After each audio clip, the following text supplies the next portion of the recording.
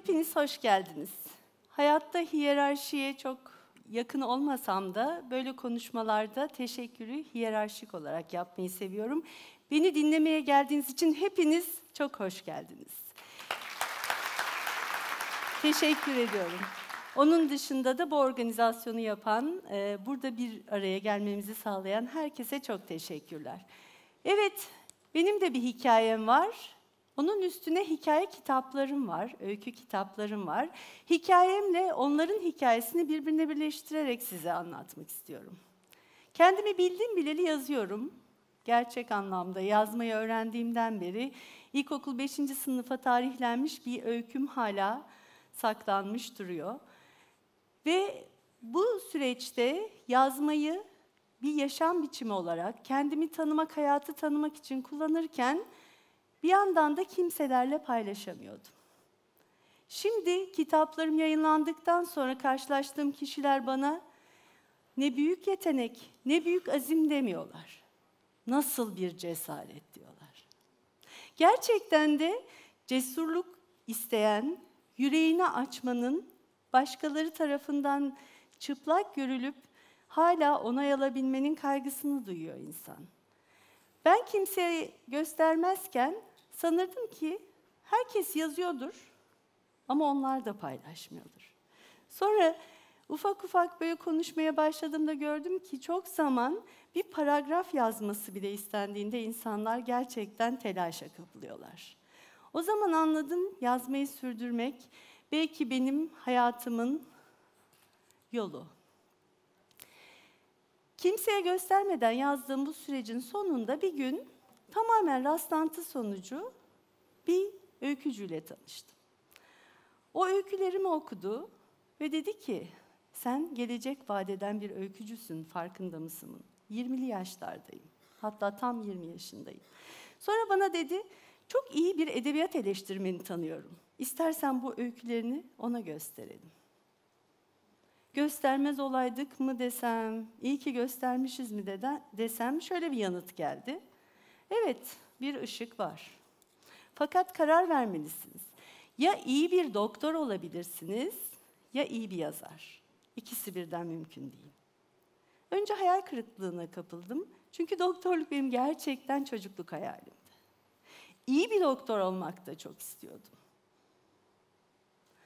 O zaman dedim, yazmaya elveda.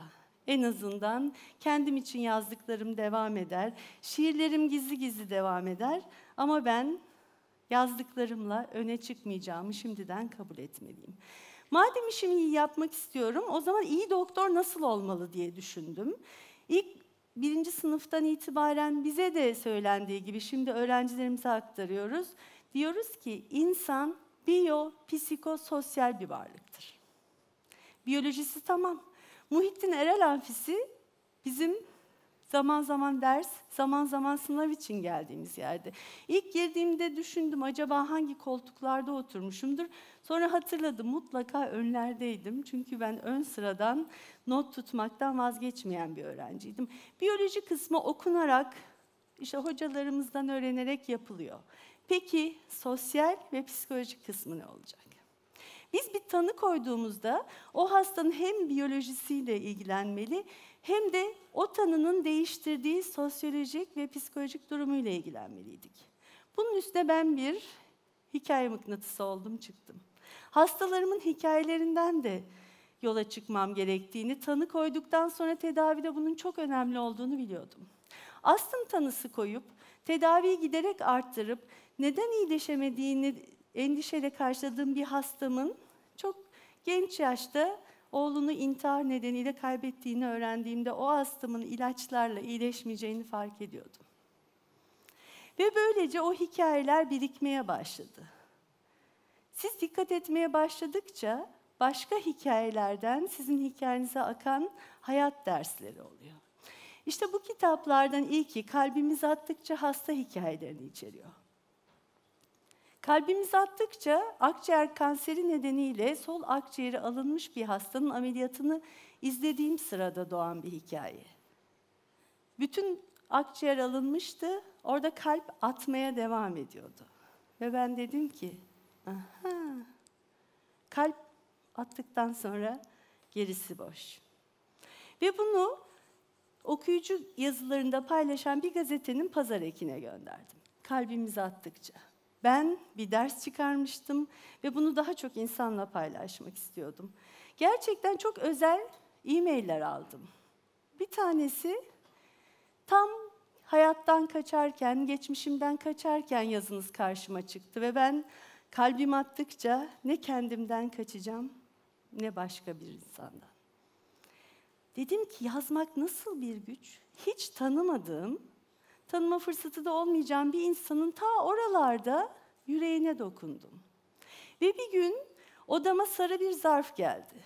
Aranızda memur olanlar bilirler, sarı zarf soruşturma demektir. Ya dedim ben bu işi çok iyi yapıyorum. Hani nedir, nerede hata yaptım? Çevirince gördüm ki mahkum mektubudur, görülmüştür damgası. Bir cezaevinden bir kadın bir karta Gülten Akın şiiri yazarak altına kalbiniz hep sevgiyle atsın demiş. Kim bilir neler yaşıyordu ve gazetedeki o yazıda kalbimiz attıkça gerisi boş cümlesinden o bir güç aldı. Bu gücü yaymalıydım. Ama bunun için işte gazete yazısı paylaşmak biraz daha kolaydı. Şiirler, kendime ait öyküler konusunda ikna etmeliydim kendimi. Bunun için biraz daha güçlü bir motivasyon gerekiyordu. Kalbimizi attıkça'nın ilk öyküsü, genç bir kız, 18 yaşında odama sevdiği erkek arkadaşıyla girdiğinde tanısını öğrendiğim ve kitaplarda o tanının karşısında 3 ila 5 yıl yaşayacağını yazdığı bir hastalıktı. 18 yaşında hayat dolu bir genç kız hastanız. 3 ila 5 yıl içinde kaybedeceğinizi biliyorsunuz. Onunla baş etmek doktor olarak benim için de zordu ama dedim ya hikayeleri önemliydi ve ben bu süreçte o hastamın hikayesine de tanıklık ettim. O sevgilisiyle evlendi. Baştan uyardığımız için çocuk sahibi olamayacaklarını biliyorlardı. Kayınvalidesinin torun isteğine dayanamayarak boşandı. Aynı köyden başka bir kızla evlenen sevdiği erkeğin çocuğu olduğunu da gördü. Ve 3,5 yılda öldü. O nefes darlığı çekerken benim ona o psikolojik kısmı ile ilgili profesyonel destek almasını istemek yanında yaz bunları demem, içinden çıkarır, kağıdın üstüne koyarsan daha az acıtır, bende işe yaradı belki sende de yarar demem, onun yazmasına yol açmış ve ben ölümünden 6 ay sonra içeri girip başınız sağ olsun doktor hanım, sizi de ikinci annesi sayardı diyen annesinden o defteri aldım. Ve ben 1,5 yıl boyunca o defteri açıp bakamadım. Gerçekten o hastayı kaybetmek, o duygusallıkla baş etmek zordu ama içim rahattı çünkü o süreçte ben her an yanındaydım. Kendimi hazır hissedip baktığımda, o 1,5 yıl aynı zamanda hastamın kaybıyla ilgili üzüntü dışında benim hayatımla ilgili de zor bir dönemdi. O şiirlerden birisinde şunu gördüm. Doktorumun dediği gibi geçirecek tek gün dahi olsa acıyla geçirdiğine değmez. Ben bir zaman ona söylemişim, diğer hastaların arasında biri girip çıkarken demişim ki yapma böyle. Geçirecek tek günün bile olsa acıyla geçirdiğine değmez. Sonra ben en acıyla geçirdiğim zamanlarda o sözüm bumerang gibi döndü geldi. Beni oradan çıkardı ve bu hastanın ortaokul mezunu genç kızın 21,5 yaşında hayatını kaybettiği sırada duygularından yansıyan hayat dersleri bana bundan sonrası için ışık tuttu. Birçok kişi bir hikayeyi okuyunca eşine çok sinirleniyor. Nasıl yapar? Hastalığı sırasında o genç kızı nasıl yüzüstü bırakır diye. Onun için yazılmış şiirler var. Bir tanesi kitapta gerçekten. Diyor ki, ben senin beni sevdiğini sanmıştım. Ama senin gönlünün kapısı herkese açıkmış. Ama sevinme, yenilmedim daha hayata. Ben yaşayıp mutlu olacağım, sana hayatımla ceza vereceğim. Şimdi biz kızınca diyoruz ya, sana bu hayatı dar edeceğim, canını okuyacağım, göreceksin neler yapacağım. Aslında en büyük ceza o hayata sahip çıkıp mutlu olmakmış. Ve şimdi bir dert mi var dediğimde esas o derin üzüntü neymiş onu görebiliyorum. Ve çevreme anlattığım bu hikaye sadece onlarla sınırlı kalmasın diye yazdım. Kalbimiz attıkça hasta öyküleri. Bu kadardı dedim. Yani biriktirdim 30 yılda 8 hasta hikayesi. Benim sözüm tükendi. Bir gün odama genç bir kız girdi. Kim olduğunu bildiğim ama ayrıntılı tanımadığım, hatta hikayesini hiç bilmediğim birisi. O sandalyeye oturdu, dedi ki şimdi size hikayemi anlatacağım. Hayatlar kurtarabilirsiniz. Ben sizin yazdıklarınızı okudum ve bu hikayeyi size teslim etmeye geldim. İçimden azıcık güldüm, dedim kime sorsan hayatı roman olur. Bu küçücük kızın başına ne gelmiş olabilir ki? O anlattı, ağladı, ben dinledim, ağladım. Ve ne dedi? İlk defa birisine anlatıyorum. Kuşlar kadar hafifledim.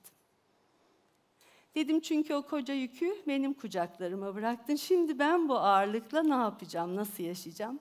Sizi mi düşüneceğim? Yazar atarsınız dedi.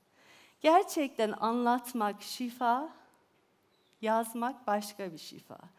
Ve ben kitap Mor Ayna Kırmızı Defter basıldığında, telefonla konuştuğunda şunu söylemesinden inanılmaz mutlu oldum. Siz benim hayatımın yükünü evrene öyle güzel dağıttınız ki ben artık kahkahalarla dolu bir hayat yaşıyorum. Ve o hikayeden güç aldığını bildiğim çok sayıda okur oldu. O kız o koşulda bunu yaptıysa ben daha iyisini yaparım, ben katlanmak zorunda değilim diyen çok kişi oldu. Şimdi kalem kağıtla buluşunca zihin berraklaşıyor, kendimizi tanıyoruz. Kalem kağıtla buluşunca hayat değişiyor, hayatın algısı değişiyor. Ve insan anlattıklarıdır, çünkü anlattıklarımızla şekillendiriyoruz hayatı. Yıllar sonrasında belleğimizde ne anlatıyorsak o kalıyor. Yaşanan, algılanan bizim kelimelerimizle beraber ancak içimize siniyor. Ve bu aslında ölümsüzlüğün belki de bir yolu. Kalbimiz Attıkça kitabının arkasında da geçtiği gibi bu hikayeler yazıldıkları için yok olmayacaklar. Yazdığım için ben de. Ve şimdi başka hikayelerde yazarak, onun dışında Kalemin İzi ismindeki blog sayfamda daha günlük olayları aktararak insanlara ulaşmaya çalışıyorum. Dediğim gibi insan uğraştığımız mesleğimizin en temel öğesi ve o psikososyal bir varlık. Ve biz bir tanı koyduğumuzda onun hayatında neler değiştirdiğimizi de görerek daha fazla yardımcı olabiliriz. İşin güzeli, oradan edindiklerimiz bize geri döndüğünde işimizi daha iyi yaparız. Ben ta en başında ya iyi bir doktor olursun ya iyi bir yazar diyen kişiye minnet duymalıyım. O kadar kırgın hissettikten sonra, 30 yıl sonra iyi bir doktor olmaya çalışırken aslında iyi bir yazar olmanın heybesini de doldurduğumu gördüm. Belki sadece yazmak telaşına kapılsam bundan mahrum kalacaktım. Ve bu öyküleri bana emanet eden herkese sonsuz minnet duyuyorum. Şimdi zaman göreceliymiş diyorum. 30 yılda ne ki? Yaşayalım sağlıkla, bundan sonra neler yaşanacak onu görelim. Hepinize yazmakla, okumakla dolu, üretmekle dolu güzel günler diliyorum. Teşekkürler.